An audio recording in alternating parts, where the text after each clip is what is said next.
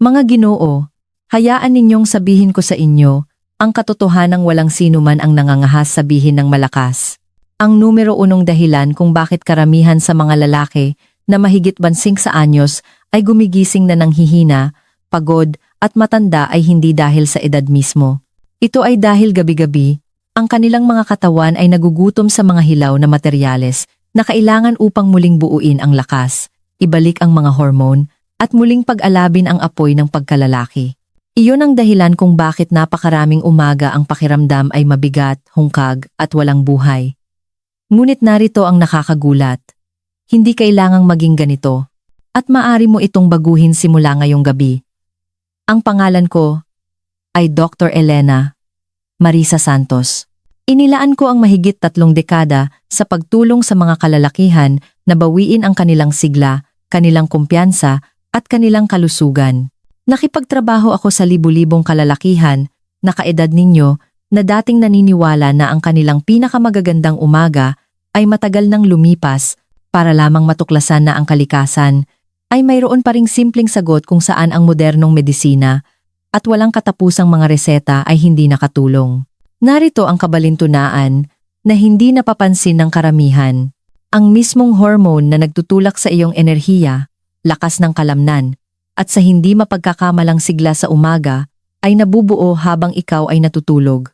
Ngunit, karamihan sa mga matatandang lalaki ay hindi kailanman nagbibigay sa kanilang katawan ng nag-iisang kombinasyon ng sustansya na kailangan para makumpleto ang prosesong ito. At ang nakakagulat na solusyon ay hindi isang tableta o isang mamahaling therapy. Ito ay isang simpleng buto na halos lahat ng lalaki ay hindi pinapansin. Isipin ninyo ito. Nguyain ninyo ang isang maliit na dakot bago matulog. Mahuhulog ka sa mas malalim na tulog at magigising ka na mayroong uri ng sigla at lakas na akala mo ay para lamang sa iyong mga kabataang taon. Iyan ang kapangyarihan ng butong ito at maaari nitong ganap na baguhin ang iyong pakiramdam sa pagmulat ng iyong mga mata bukas ng umaga. Manatili kayo sa akin dahil sa ilang sandali lamang ay isisiwalat ko kung ano ang butong ito, kung bakit ito gumagana, at kung paano mababago ng isang ritual tuwing gabi ang paraan ng iyong paggising sa natitirang bahagi ng iyong buhay. Bago tayo magsimula, siguraduhing pindutin ninyo ang subscribe button at i-on ang notification bell para hindi ninyo makaligtaan ang isa pang tip para sa kalusugan ng kalalakihan na espesyal na idinisenyo para sa inyo. At gusto kong marinig ang inyong opinyon sa mga komento. Kung handa ka nang ibalik ang iyong sigla sa umaga, i-type ang isa sa ibaba. Kung nag-aalinlangan ka pa, i-type ang 0 at ipaalam sa akin kung paano ko pa mapapabuti ang mga video na ito upang mas mapagsilbihan kayo. Ngayon, magsimula tayo sa unang katotohanan na kailangang marinig ng bawat lalaking mahigit 60 anyos. Ang tunay na pakikibaka ay hindi lamang pagtanda. Ito ay ang nakatagong paghina na dahan-dahang dumarating. Ang mahinang pagtulog, nawawalang enerhiya, at mas mahinang mga umaga ay hindi mga aksidente. Ang mga ito ay senyales na ang iyong katawan ay nauubusan na. Isa, ang nakatagong pakikibaka ng mga tumatandang lalaki. Kapag nakaupo ako sa harap ng mga kalalakihan sa aking klinika, mga lalaking nasa kanilang 60s at 70s, ang kuwentong madalas kong marinig ay hindi tungkol sa isang sakit o isang diagnosis. Ito ay tungkol sa isang pakiramdam. Yumuyuko sila at hinihinaan ang kanilang boses, halos nahihiyang aminin. Doktora, hindi ko na pumaramdaman na ako pa rin ito. Gigising ako sa umaga, at para bang may sumipsip ng buhay sa akin habang natutulog ako. Naaalala ko noong bumabangon ako na handang harapin ang araw. Pero ngayon ay mabigat ang pakiramdam ko, mabagal at matanda. Kung ikaw ay isang lalaking mahigit 60, gusto kong malaman mo ang isang napakahalagang bagay. Hindi ka nag-iisa sa laban na ito. Halos lahat ng lalaking nakikita ko ay nagsasabi sa akin ng parehong bagay sa iba't ibang salita. Ang mga umaga na dati ay puno ng lakas, at sigla ay ngayon ay parang patag at walang kulay. Ang kislap ng sigla na nagparamdam sa iyo na buhay ka ay tila naglaho na sa likuran. At naiintindihan ko kung gaano kasakit ang pakiramdam na iyon dahil hindi lamang ito nakakaapekto sa iyong katawan. Naaapektuhan nito ang iyong kumpiyansa, ang iyong kalooban, at ang paraan ng pagtingin mo sa iyong sarili sa salamin. Ang nakatagong pakikibaka ng mga tumatandang lalaki ay hindi lamang tungkol sa mga kulubot, puting buhok, o mas mabagal na kilos. Ito ay tungkol sa tahimik na paghina na dumarating ng napakabagal na halos hindi mo napapansin hanggang sa isang araw ay mapagtanto mong hindi mo na matandaan kung kailan ka huling gumising na tunay na masigla. Tinatanggap mo ang mas maraming pagod, mas maraming kalituhan, mas maraming gabing hindi mapakali. Iniisip mo na bahagi lamang ito ng pagtanda. Pero paano kung sabihin ko sa iyo na kalahati lamang iyon ng katotohanan? Kita ninyo, ang pagtanda mismo ay hindi ang kaaway. Ang tunay na problema ay habang tumatanda ka, ang natural na sistema ng iyong katawan para sa pagpapanumbalik ng enerhiya at lakas ay nagiging hindi na gaanong mahusay. Ang mga gabi na dapat sana ay nagpapanumbalik sa iyo, ay sa halip ay nagiiwan sa iyong pagod. Ang iyong tulog ay hindi na kasing lalim ng dati. Ang iyong paggaling ay hindi na kasing kumpleto. At ang iyong mga hormone, ang mga mismong mensahero na nagbibigay ng kapangyarihan sa isang lalaki, ay hindi na nagagawa sa parehong paraan. Iyon ang dahilan kung bakit maari kang matulog ng 8 oras at magising pa rin na parang hindi ka natulog. Nakita ko na itong nangyari ng paulit-ulit. Malalakas na lalaki, dating puno ng apoy, ay nabawasan sa paghila sa kanilang sarili sa buong araw. At ang pinakamasakit sa akin, ay marami sa kanila ang tinatanggap ito bilang kanilang bagong katotohanan. Iniisip nila, aba, 65 na ako. Ganito na talaga ang buhay. Ngunit narito ako upang sabihin sa inyo, bilang inyong doktora, at bilang isang taong inilaan ang kanyang karera sa kalusugan ng kalalakihan, hindi kailangang maging ganito. Ang kislap na iyon sa loob mo, ang pakiramdam ng enerhiya at layunin, ay nariyan pa rin. Nakabaon, oo, ngunit hindi nawala. Ang iyong katawan ay may kakayahan pa ring gumawa ng mismong mga hormone at enerhiya na dati mong taglay. Kailangan mo lang maunawaan kung ano ang pumipigil dito. At narito ang bahaging hindi na pagtatanto ng karamihan sa mga lalaki. Ang laban ay hindi napapanalunan sa araw. Ito ay pinaglalabanan at pinagpapasyahan habang ikaw ay natutulog. Dahil habang nagpapahinga ka, ang iyong katawan ay dapat na nag-aayos ng kalamnan, nagde-detoxify ng utak, at higit sa lahat, gumagawa ng testosterone. Iyon ang mismong hormone na nagpaparamdam sa iyo na malakas, matalas, at handa para sa araw. Ngunit kung hindi ka natutulog ng malalim o kung ang iyong katawan ay walang mga hilaw na materyales na kailangan nito, gumigising kang ubos na. Hindi ito imahinasyon mo. Hindi ito kahinaan. Ito ay biology. Madalas kong sabihin sa aking mga pasyente, ang mga umaga ay isang salamin. Sinasalamin nila kung ano ang nangyari noong nakaraang gabi sa loob ng iyong katawan. Kung ang iyong mga hormone ay muling nabuo, kung ang iyong enerhiya ay naibalik, gumigising kang handa. Kung hindi, gumigising kang hungkag. At para sa mga lalaking mahigit 60, ang malungkot na katotohanan ay karamihan ay gumigising na hungkag araw-araw, taon-taon. Iyan ang nakatagong pakikibaka ng mga tumatandang lalaki. Hindi ang bilang ng mga kaarawan na iyong ipinagdiwang, kundi ang tahimik na pagbaba ng kalidad ng pagtulog at produksyon ng hormone na nagnanakaw ng iyong mga umaga. Ngayon, narito ang magandang balita, at ito ay isang bagay na nagbabago ng lahat. Maaari mong baliktarin ang pattern na ito. Maaari mong ibalik ang iyong mga umaga.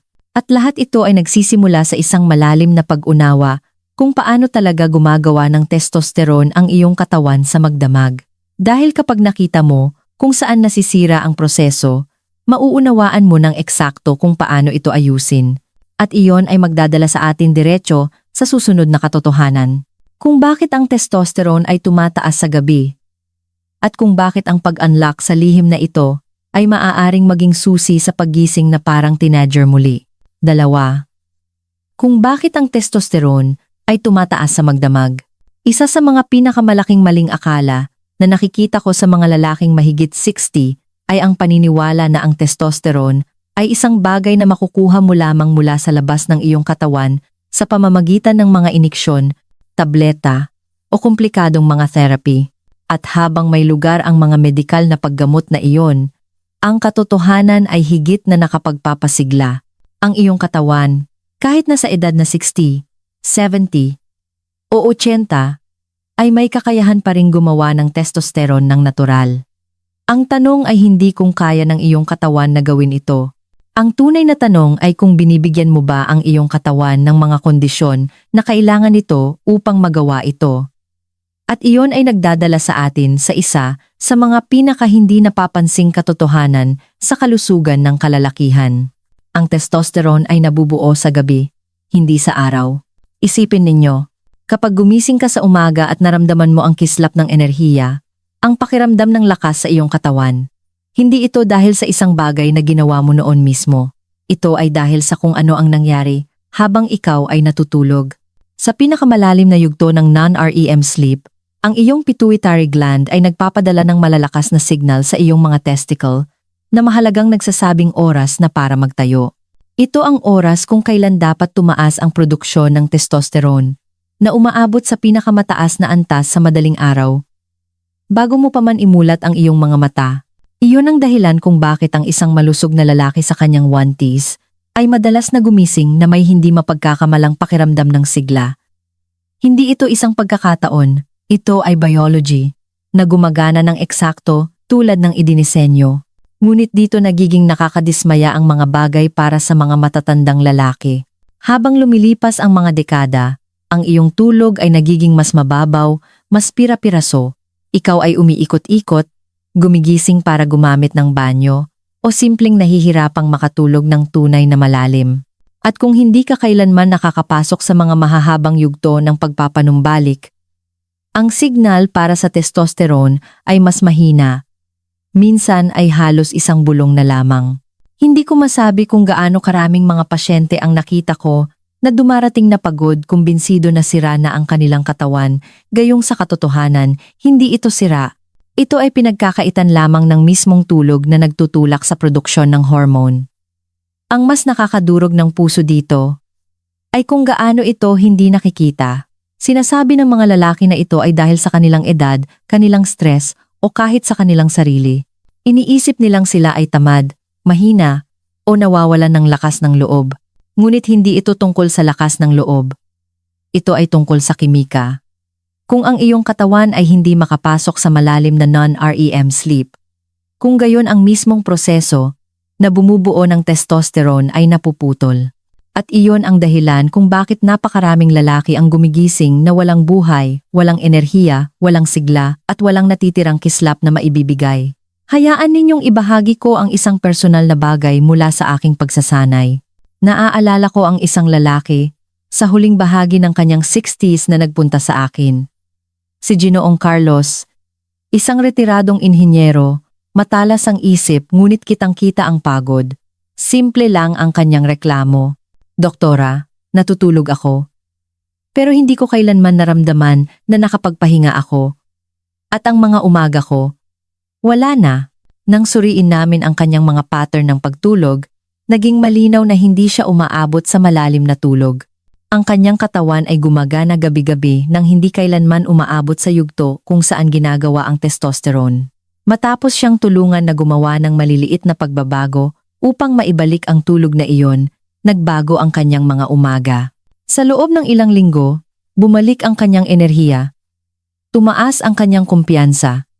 At sinabi niya sa akin, parang may naalala ang katawan ko, na nakalimutan na nito ilang dekada na ang nakalipas.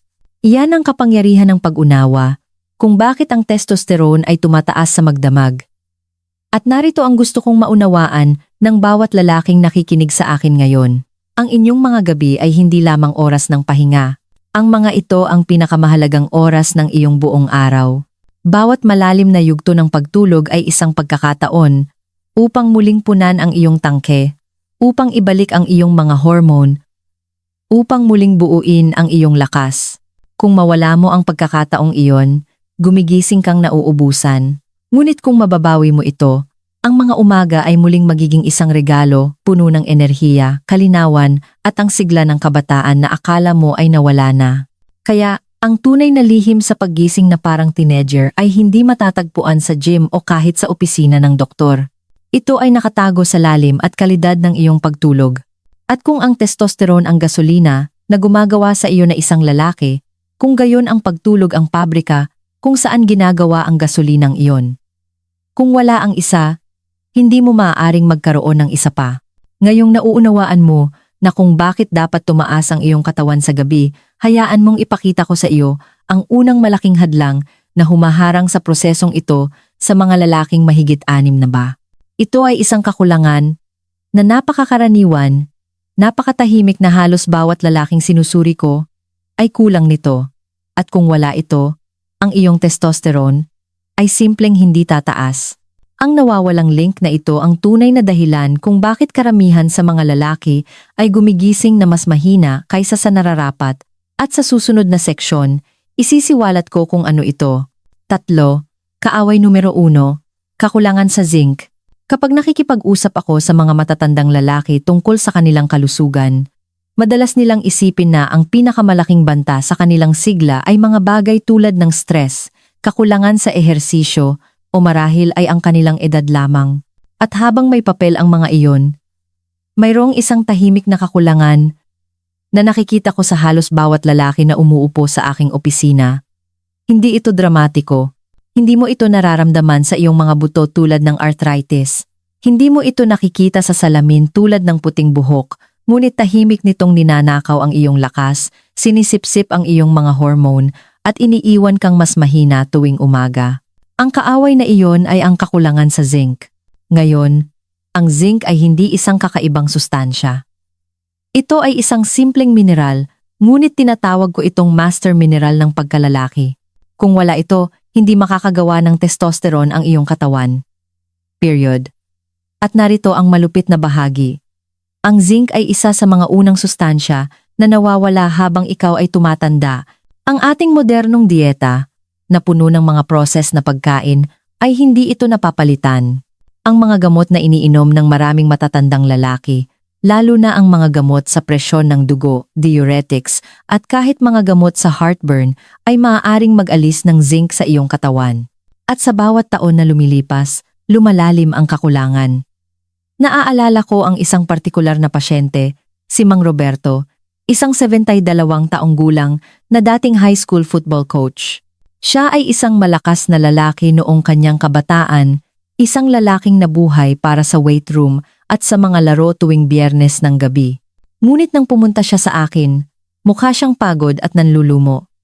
Sabi niya, "Doc, hindi ko na maramdaman na ako pa rin ang lalaking dati."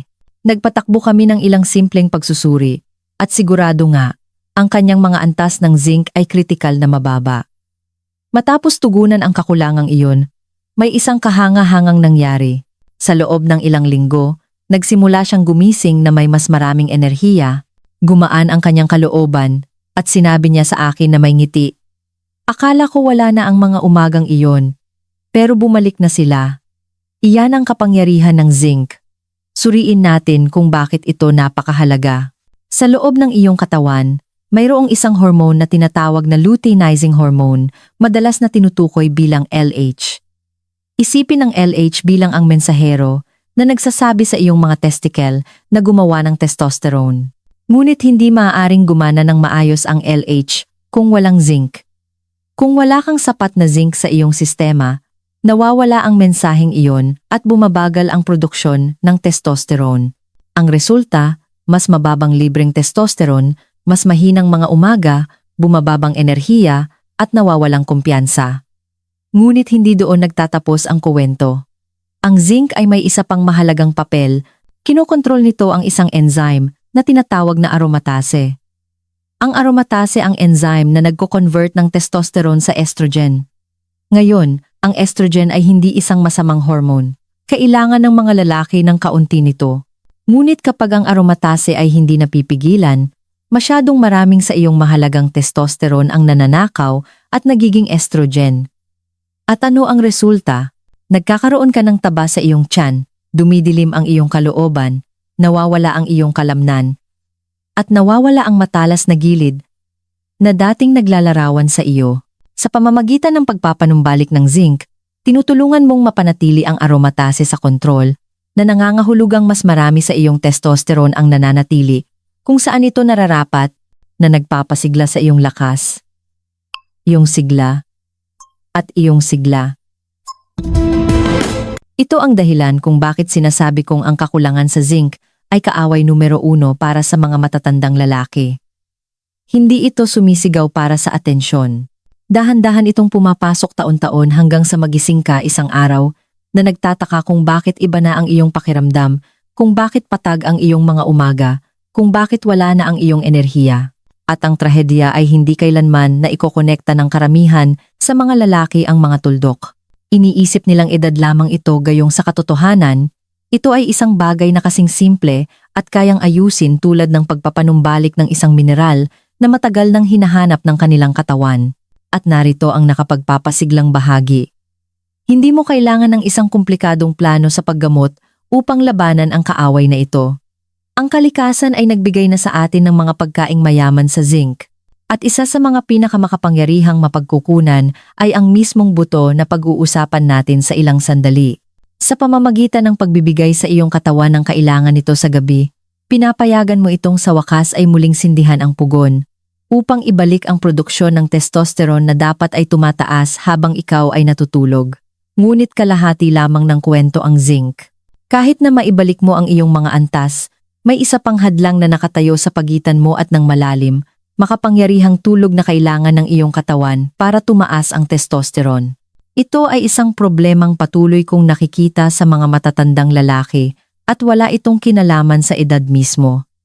Mayroon itong kinalaman sa kimika ng utak. At kung hindi mo malulutas ang pangalawang kaaway na ito, mananatiling hindi mapakali ang iyong mga gabi, mananatiling hungkag ang iyong mga umaga, at hindi kailanman ganap na babalik ang iyong enerhiya.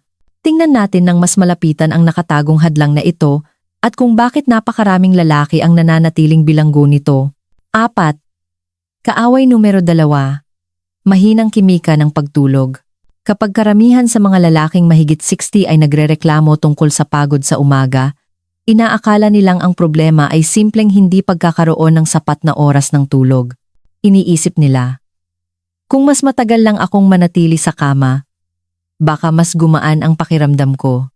Ngunit tulad ng sinasabi ko sa aking mga pasyente, hindi ang dami ng tulog ang pinakamahalaga. Ito ay ang kalidad, at ang kalidad ng iyong pagtulog ay tinutukoy ng kimika sa iyong utak. Kung ang kimika na iyon ay wala sa balanse, maaari kang humiga sa kama ng 8 o kahit 9 na oras at magising pa rin na pagod na pagod. Iyan ang pangalawang malaking kaaway ng sigla ng kalalakihan. Mahinang kimika ng pagtulog.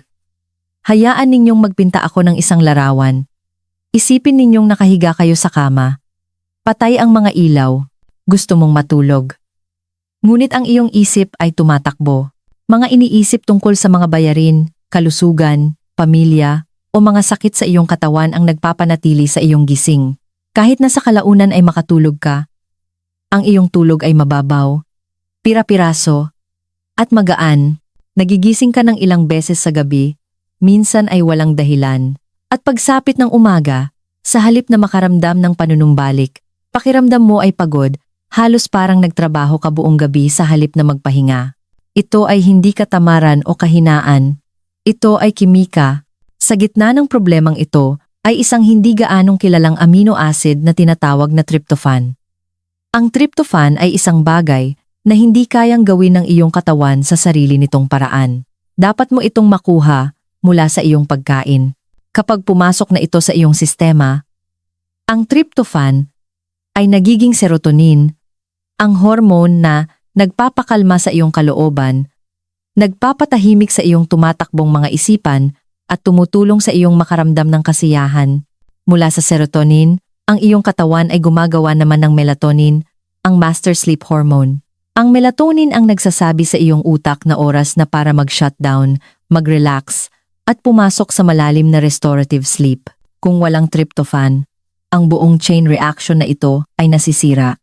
Ang isip ay nananatiling aktibo, ang katawan ay nananatiling hindi mapakali, at ang malalim na non-REM sleep, ang mismong yugto kung kailan ginagawa ang testosterone, ay napuputol.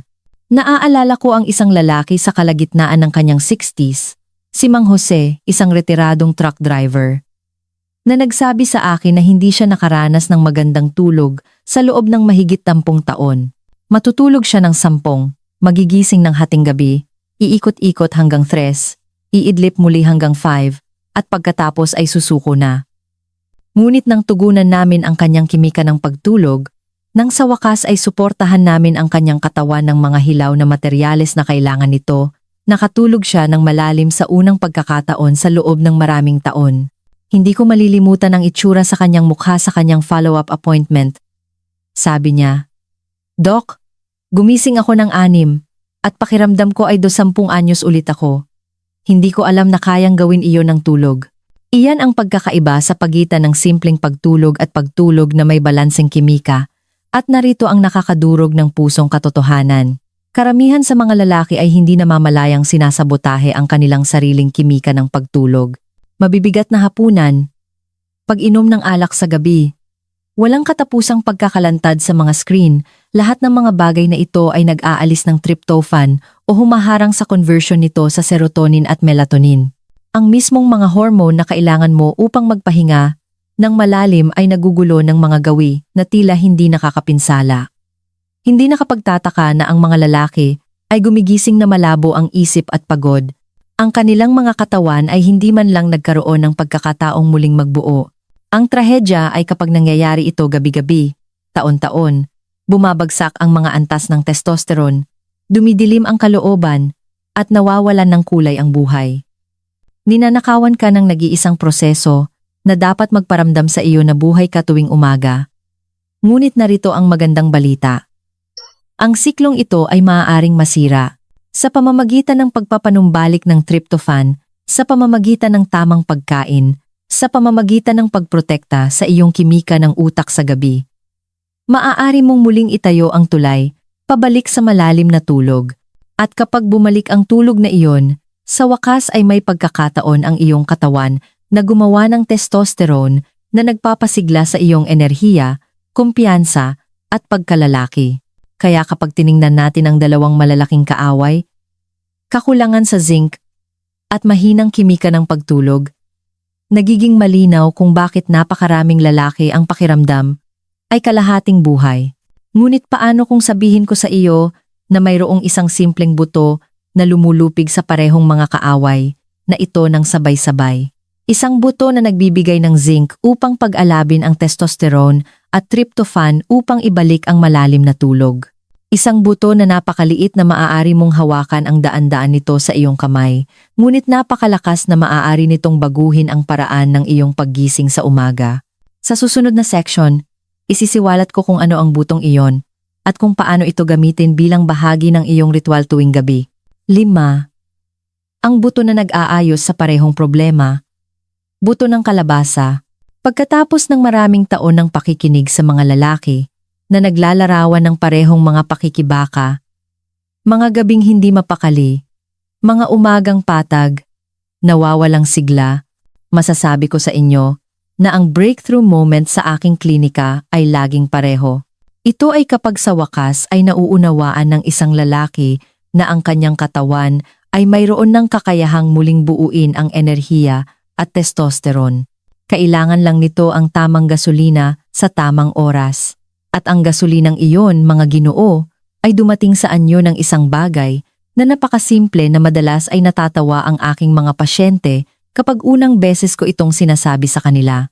Hindi ito gamot, hindi iniksyon ng hormone, hindi kahit isang komplikadong hanay ng mga suplemento. Ito ay isang simpleng natural na buto, ang buto ng kalabasa. Ngayon, hindi ko tinutukoy ang mga inihaw, maalat na merienda na maaaring binili ninyo sa isang laro ng bola noong inyong kabataan. Ang tinutukoy ko ay ang hilaw, walang asin, at binalatang buto ng kalabasa na madalas tawaging pepitas. Sa kanilang natural na estado, ang mga butong ito ay isa sa mga pinakamakapangyarihang pakete ng sustansya na maaaring kainin ng isang lalaki bago matulog. Bakit? Dahil tinatamaan nito ang puso ng dalawang pinakamalaking kaaway na katatalakay lang natin. Kakulangan sa zinc at mahinang kimika ng pagtulog. Ang buto ng kalabasa ay isa sa pinakamayamang natural na mapagkukunan ng zinc. Sa bawat dakot, pinapakain mo ang iyong katawan ng master mineral na kailangan nito para mag-signal ng produksyon ng testosterone. Ibinabalik mo ang mensahe mula sa iyong utak patungo sa iyong mga testicle na nagsasabing magtayo, mag-ayos, magpanumbalik. Ngunit hindi sila tumitigil doon. Ang buto ng kalabasa ay naglalaman din ng magnesium na kilala bilang natural na pamparelax ng katawan. Ang magnesium ay kumakapit sa mga receptor sa iyong utak na nagpapakalma sa sistema ng nerbiyos, nagpapabagal sa tumatakbong mga isipan, at naghahanda sa iyong katawan na pumasok sa malalim, walang patid na tulog. Ito ay parang sariling paraan ng kalikasan sa pagpapahina ng mga ilaw sa iyong isipan para sa wakas ay makapagpahinga ka. At pagkatapos ay darating ang huling regalo, tryptophan. Sa loob ng bawat maliit na buto ay naroon ang mahalagang amino acid na ito, ang mismong kailangan ng iyong katawan upang lumikha ng serotonin at melatonin. Ibig sabihin, kapag ninungguya mo ang buto ng kalabasa bago matulog, ibinibigay mo sa iyong utak ang hilaw na materyal upang pakalmahin ang iyong kalooban at simulan ang sleep hormone cascade na nagdudulot ng restorative rest. Zinc para sa testosterone, magnesium para sa pagre-relax, tryptophan para sa kimika ng pagtulog, lahat sa isang maliit na buto. Iyon ang dahilan kung bakit tinatawag ko silang isang biological marvel. Naaalala ko ang isang pasyente sa huling bahagi ng kanyang 60s na may pag-aalinlangan. Sabi niya sa akin, "Dok, nasubukan ko na ang lahat. Mga bitamina, tsaa, kahit mga reseta, walang gumagana." Hiniling ko sa kanya na magtiwala sa akin sa loob lamang ng isang buwan at mangako sa isang ritual tuwing gabi na may buto ng kalabasa. Mga isang oras bago matulog, kumuha siya ng 1,4 tasa ng hilaw na pepitas, dahan-dahang nginuya, at nilunok kasama ang isang buong baso ng tubig. 2 linggo pagkatapos, bumalik siya sa aking opisina na may ngiti na hindi ko pa nakikita dati. "Gumagana," sabi niya. "Natutulog ako buong gabi at gumigising ako na may enerhiya na hindi ko naramdaman sa loob ng maraming taon. Hindi iyon mahika. Iyon ay ang kanyang katawan na sa wakas ay binigyan ng mga kasangkapan na kailangan nito upang gawin ang trabaho nito." Kapag ninunguya mo ang mga butong iyon bago matulog, 3 bagay ang nangyayari sa gabi. Una, ang iyong katawan ay tumatanggap ng isang malakas na dosis ng zinc at magnesium upang ihanda ang entablado para sa produksyon ng hormone at malalim na pahinga. Pangalawa, sinisimulan ng tryptophan ang magandang pagbabago nito sa serotonin at pagkatapos ay melatonin, dahan-dahang ginagabayan ka sa restorative sleep. At pangatlo, habang ikaw ay nasa malalim na non-REM cycle na iyon, ang iyong endocrine system ay tumataas. Ginagamit ng iyong katawan ang zinc, magnesium, malusog na taba, at tryptophan mula sa buto ng kalabasa upang muling buuin ang testosterone, ayusin ang tissue ng kalamnan, at linisin ang mga lason mula sa utak. Pagsapit ng umaga, hindi ka lang gumigising. Bumangon kang alerto, nakatuon, at handa na may hindi mapagkakamalang sigla na akala mo ay nawala na. At narito ang pinaka-nakaka-inspirang bahagi. Hindi ito nangangailangan ng buwan para mapansin. Marami sa aking mga pasyente ang nag-uulat na nararamdaman ang pagkakaiba sa loob ng 2 linggo. Mas malalim ang kanilang tulog, mas malinaw ang kanilang pag-iisip, at nababawi ang pakiramdam ng lakas sa umaga na kinatatakutan nilang nawala na magpakailanman. Hindi ito isang mabilisang solusyon. Hindi ito artipisyal na pagpapasigla. Ito ay biology na gumagana sa paraang idinisenyo ito. Ngunit alam ko kung ano ang iniisip ng ilan sa inyo. Paano kung hindi ninyo gusto ang buto ng kalabasa? O paano kung gusto ninyong magpalit-palit upang bigyan ang inyong katawan ng mas malawak na hanay ng mga sustansya? Ang magandang balita ay ang buto ng kalabasa ang hari, ngunit hindi sila nag-iisa. Mayroong iba pang mga buto, sinauna, makapangyarihan, at puno ng mga natatanging benepisyo na maaaring umakma o kahit na magpahusay sa ritual na ito tuwing gabi. Sa susunod na seksyon, ipapakilala ko sa inyo ang 4 pang buto na dapat malaman ng bawat lalaki.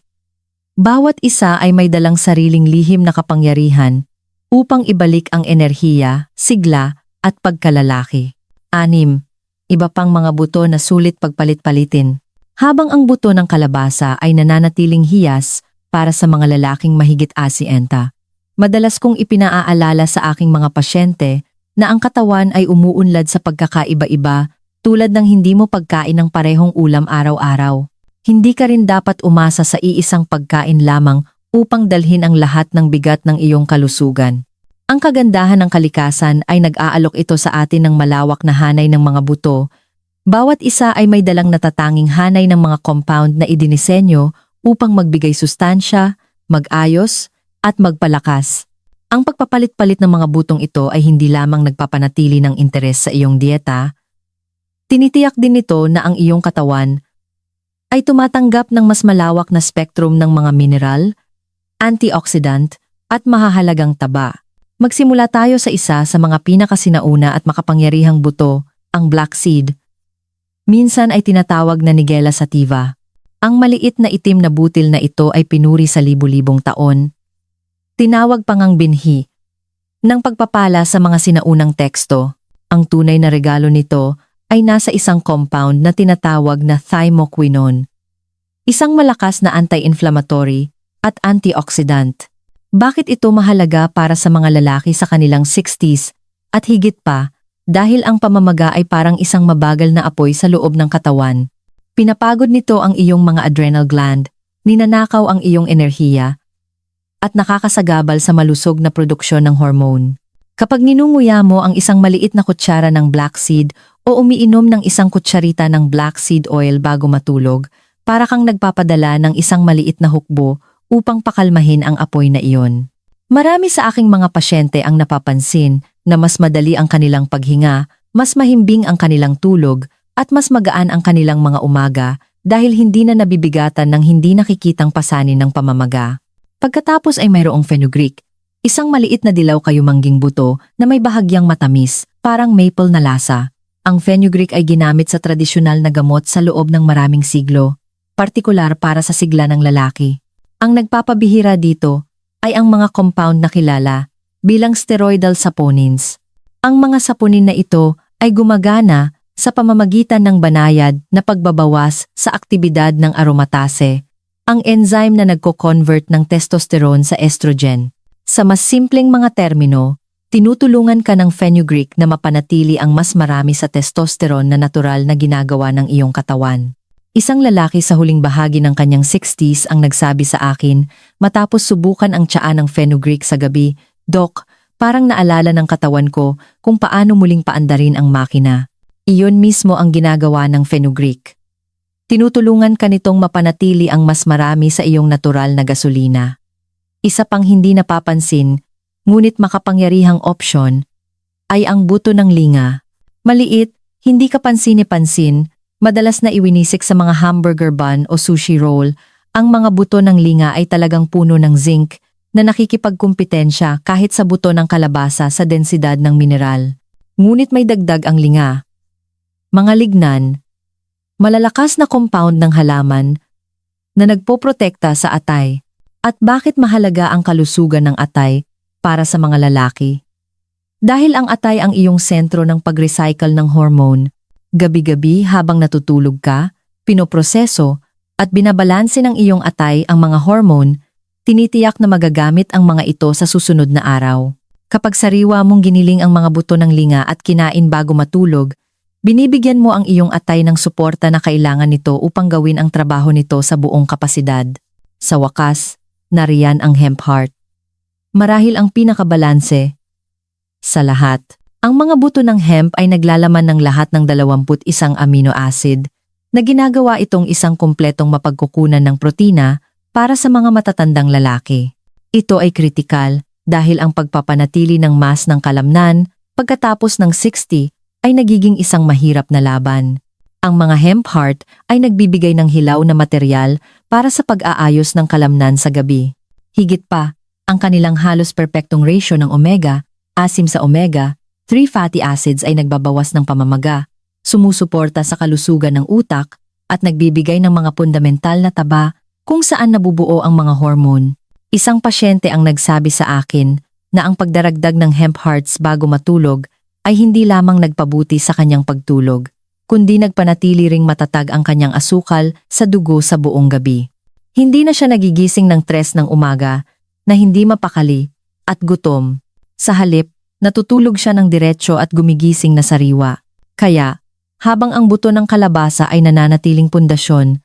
Ang pagpapalit-palit sa black seed, fenugreek, linga, at hemp hearts ay nagbibigay daan sa iyo na palawakin ang iyong arsenal. Bawat isa ay umaatake sa iba't ibang anggulo ng proseso ng pagtanda, nagpapakalma ng pamamaga, nagpoprotekta sa mga hormone, sumusuporta sa atay, at nagpapasigla sa pag-aayos ng kalamnan sa magdamag. Ito ay parang pagbibigay sa iyong katawan ng isang pangkat ng mga espesyalista. Bawat isa ay humahawak sa kanilang bahagi upang pagsapit ng umaga ay muli kang makaramdam na buo. Ngunit gaano man kalakas ang mga butong ito, may isa pang katotohanan na dapat mong maunawaan.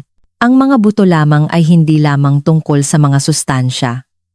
Ito ay tungkol sa kung ano ang kanilang binubuksan sa loob mo.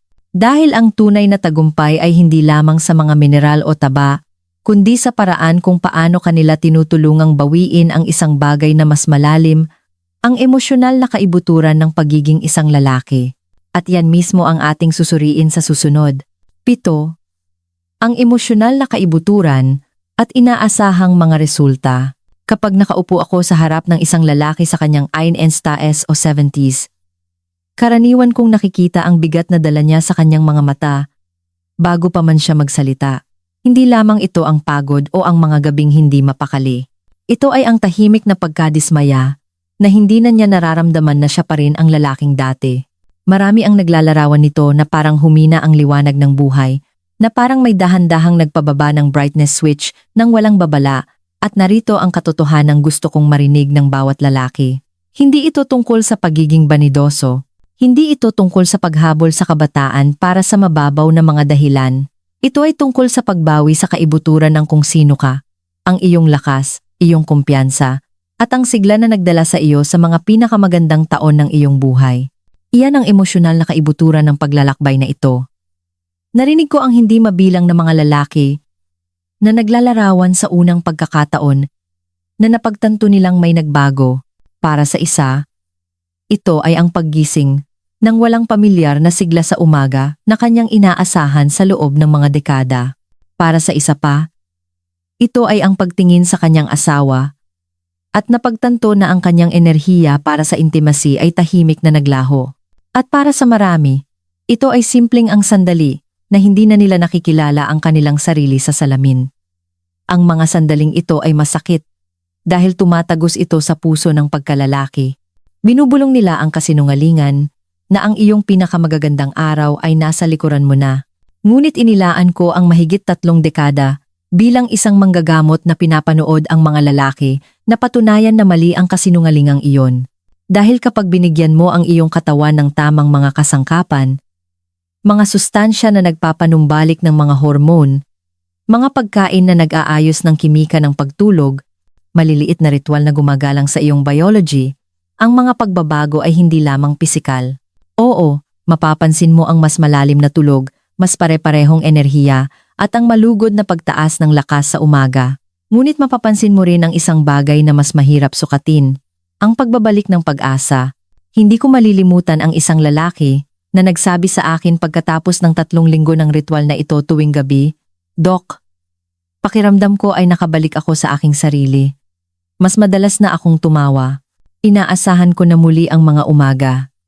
Sabi ng asawa ko, nakikita na niya ulit ang lalaking pinakasalan niya. Iyon, para sa akin, ang pinakadakilang gantimpala. Hindi ito tungkol sa pagpapanggap na 10 anyos ka ulit. Ito ay tungkol sa paggising at pakiramdam na handa para sa araw. Ito ay tungkol sa pagkakaroon ng enerhiya upang makipaglaro sa iyong mga apo, ang sigla na magtrabaho sa proyektong iyon sa garahe, ang kislap na ilabas ang iyong asawa para sa hapunan at talagang mag-enjoy. Ang mga ito ay hindi luho. Ang mga ito ang mismong mga sandali na nagpapayaman at nagbibigay kahulugan sa buhay. At kapag nawala mo ang mga ito, ang mundo ay pakiramdam na mas maliit. Ngunit kapag nabawi mo ang mga ito, muling lumalawak ang buhay. Anong mga resulta ang maaari mong asahan kung mangangako ka rito? Sa loob ng unang 2 linggo, karamihan sa mga lalaki ay napapansin na ang pagtulog ay nagiging mas mahimbing. Ang pag-ikot-ikot ay nababawasan. Ang paggising ng 3 ng umaga ay nawawala. At ang mga umaga, ay hindi na parang isang pakikibaka. Pagsapit ng isang buwan, tumataas ang mga antas ng enerhiya, ang ulap sa utak ay nagsisimulang mawala, at madalas na iniuulat ng mga lalaki ang pinakapersonal na senyales sa lahat. Ang pamilyar, hindi mapagkakamalang sigla, sa umaga na bumabalik. Isang senyales na ang produksyon ng testosterone ay bumabalik na sa ayos. Sa paglipas ng panahon, ang mga resultang ito ay dumarami, mas epektibong nag-aayos ang mga kalamnan, nagiging matatag ang kalooban, at bumabalik ang sigla upang mabuhay ng lubos. Ngunit hayaan ninyo akong sabihin din ito, ang iyong mga resulta ay hindi lamang mga pisikal na milyahe. Ang mga ito ay emosyonal na tagumpay. Bawat beses na gumising kang nakapagpahinga, bawat beses na nahuhuli mong nakangiti ka sa salamin, bawat beses na nakakaramdam ka ng sigla, sa paraang akala mo ay nawala na, binabawi mo ang isang bahagi ng iyong sarili na mas mahalaga kaysa sa anumang numero sa isang pagsusuri sa lab. Iyon ang dahilan kung bakit sinasabi ko sa aking mga pasyente na hindi ito tungkol sa pagdaragdag ng mga taon sa iyong buhay. Kaya, habang isinasaalang-alang ninyo ang mga butong ito, ang mga ritual na ito, at ang mga resultang ito, tandaan na hindi lamang ninyo pinapakain ang inyong katawan, ginigising ninyo ang inyong espiritu, at ang pagising na iyon, ang muling pagtuklas sa iyong sarili, ay mas makapangyarihan kaysa sa anumang reseta na maaari kong isulat. Ngayon, ang tanging tanong na natitira ay simple. Paano ka magsisimula? Paano mo gagawing isang kasanayan tuwing gabi ang kaalamang ito na magbabago sa iyong mga umaga at magpapanumbalik sa iyong sigla? Pagsama-samahin natin ang lahat sa conclusion kung saan ibibigay ko sa iyo ang malinaw, simpleng gabay upang magsimula ngayong gabi. 8. Conclusion.